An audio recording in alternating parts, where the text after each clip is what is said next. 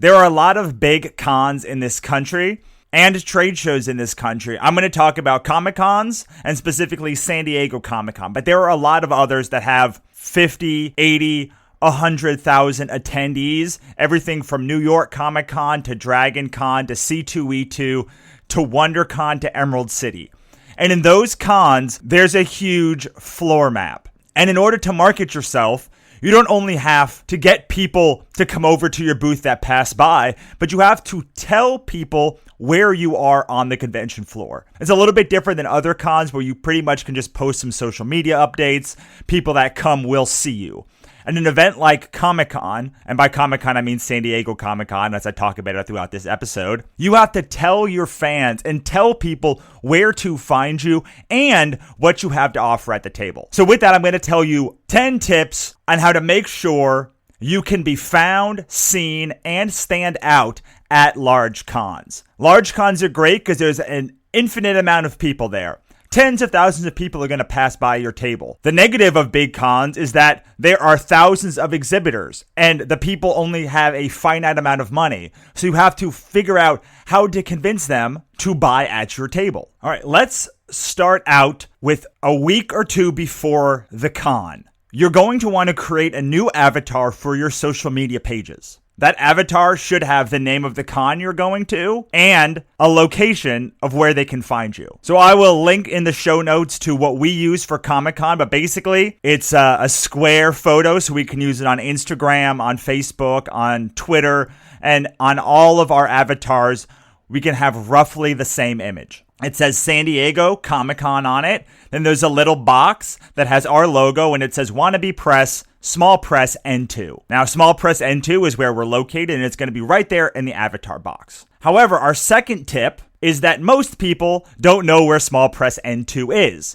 So if they're looking to find you, you need a new header image on Facebook and Twitter and all your social media pages that have a map to exactly where you are. Again, I'll put this in our show notes, which is a map that sort of has a box out that expands and zooms into just Small Press and then has another box which tells you exactly where in Small Press that we are. You need different header image sizes on Facebook and Twitter. You can find that online. I know Facebook's 851 by 315 and Twitter's is 1500 by 500, but just play around with it. On top of that, with those header images, you're going to want to pin a post to the top of your profile. So the first tweet or the first image or the first message that somebody sees is going to be, come find us at Comic-Con, Small Press N2. So again, all you're trying to do is drive your current and existing fans to where you are. So if they wonder, if they're trying to find you, all they have to do is go to your social media page and find you. So that's tip 1 and 2. All right, so tip 3, you want to schedule your social media posts for the week before and the week of the event. So you want to make sure that people are going to know to find you there. You want to make them a little bit different each time because you can't say the same thing over and over again or they will block you. You don't have to go on all times of the day and night to post this. Use something like Buffer or Hootsuite, something that you can schedule in advance for a long time. For me, my schedule is once a day at different times of the day for the week before the event. So for this, the event starts Wednesday. So Wednesday to Wednesday, there'll be social media posting once a day. Once the event starts, then I do 2 to 3 times a day. So I'll do in the morning before the event starts, about midday, and towards the end of the day. But I want to make sure that I have those all scheduled in advance. So in case I get busy, I don't have to worry about posting then and there. Tip 4 is to make sure you send out your location to your mailing list with the map that you sent on social media. This is because people don't always check their social media, and it's good that they can have something in their inbox that they can refer back to. It's always nice when you send this mailing list offer to tell them that they get something extra for being on your mailing list. So if they say that they're on their mailing list with a purchase, you give 10% off, or you give an extra sketch card, or you do something else special for them. but that makes them want to come to your booth. They already are on your mailing list. They may have already been thinking about coming to your booth, but if you give them something free or you tell them where you are, even if you only tell them where you are, they're going to make a more of an effort to come and find you. All right, step 5. When you're scheduling your social media posts, make sure to create promo images using your unique location. So for instance, we're going to be in small press N2. So we would create things that say, "Are you into it? Come see us at Comic-Con."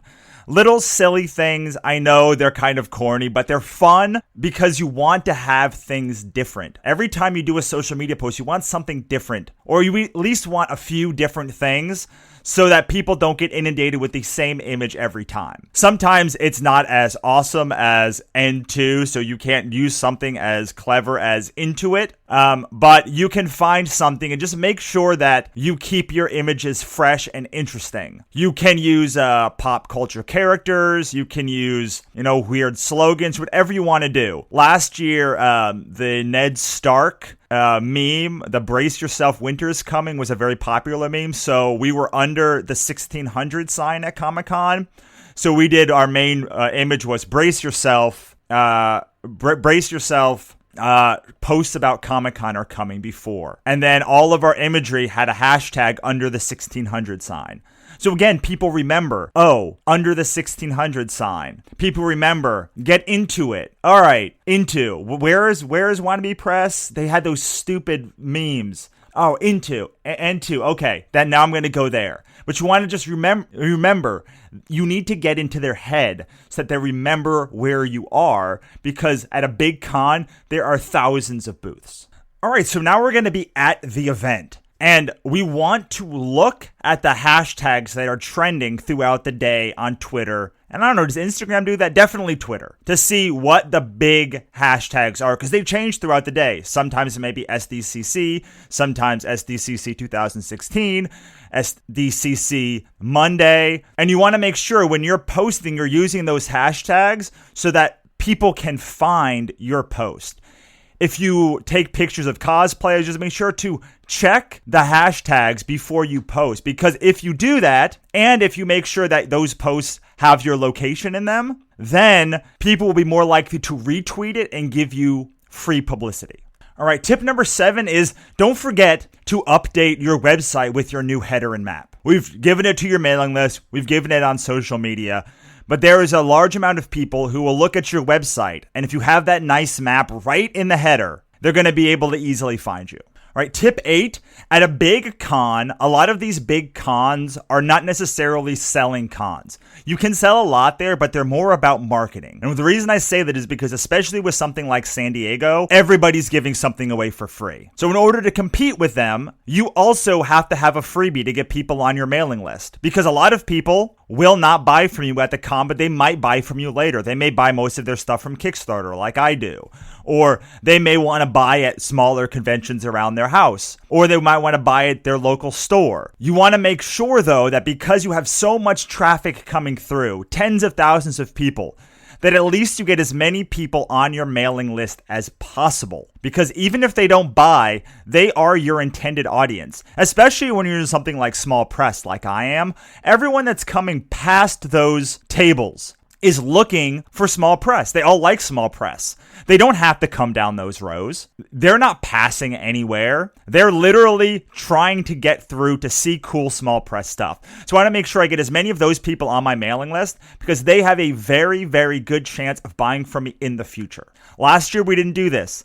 Last year, we did decently. We sold 350 books, made $5,500, but we only got 50 people on our mailing list. That's horrible. We should have gotten at least 500 to 1,000 people on our mailing list based on how we were selling. If we had only put everyone who bought from us on our mailing list, we would have had 350 people. So the fact we only got 50 people was by far the biggest disappointment of last year's Comic-Con. We will not make that mistake again. All right, tip number 9. Work with your friends to create a promo piece that all of you can help promote each other's booths. We're doing this for the first time at San Diego this year. I made an indie passport, which is basically one side kind of looks like the front of a passport, and the back has 12 different little places to stamp or draw inside. And each of those little circles has a different booth number on it with a different one of my friends who've all come together to help promote each other. There's a good bet with your friend circle. If they like one person's work, they're going to like other people's work. And at these big cons, people are absolutely inundated. So if you can help point them into a good direction and give them a fun thing to do, for instance, with ours, every time you go to one of the booths, you get a stamp or they doodle inside of it for you. It's a really fun way to both give them something, give the fan something that they can remember to drive people to your booth and to all of the booths. For us, there's 12 booths. So hopefully a certain amount of people will at least go to a couple of the booths, at least around them, and get these little stickers. And the more they get, the more fun they have. But on top of all of that, it gets people on our mailing list and people that come to our booth and people focused to come to our booth. So we're helping drive traffic to all of our different booths because especially if they like one of us, they'll like all of us. And in a room of 1,000 people, to know 11 cool people or get a recommendation of where to go is huge. And if you can't do that, if you can't do a promo piece, which again, it cost us about $200 divided by 12, which is not that much to get. We got 6,000, so we each get 500 of these things. So it was a pretty good investment considering that I spent hundreds of dollars in other promo. But even if you can't do that, at least call out where someone else can go. Make a deal with all of your friends that you'll tell your fans to go to another booth. Because it's better to have 12 times the amount of people helping promote yourself. All right, and the final tip number 10, the number one tip that you can use to do marketing at a con. If you do nothing else, you should at least do this. Smile, look up from your booth, and say hello. The more people that you can say hello to and have a conversation with, the more sales you make, the more fans you make, and the more people will like you. And the more people that like you, the more people will trust you, and the more people will buy from you.